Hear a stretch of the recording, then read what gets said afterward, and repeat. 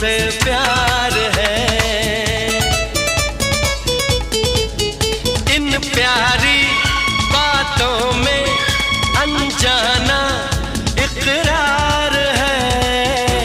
कहो ना प्यार है, कहो ना प्यार है, कहा ना प्यार है, कहा ना प्यार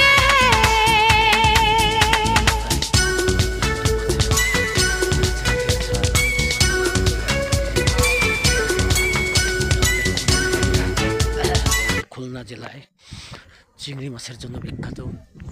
আপনারা বাজার ঘাটে যত মাছ দেখতে পান সবই আমাদের খুলনা, বাগেরহাট, পাইকগাছা, গোড়াইখালী, সাতক্ষীরা বৃহত্তর, মোটামুটি এক কথায় বলা চলে বৃহত্তর খুলনা জেলায় চিংড়ি মাছের জন্য বিখ্যাত। সেই চিংড়ি মাছের ঘের আপনাদেরকে আমি এখন দেখাইতেছি, আপনারা সবাই দেখেন। এই পাশে আবার দেখেন কিছু লোক খেতে কাজ করছে, হয়তো পরবর্তীতে আবার মাছের চাষ করবে। এই যে দেখেন, আপনারা সবাই ভালো থাকেন, সুস্থ থাকেন, কামনায় শেষ করছি। খোদা হাফেজ।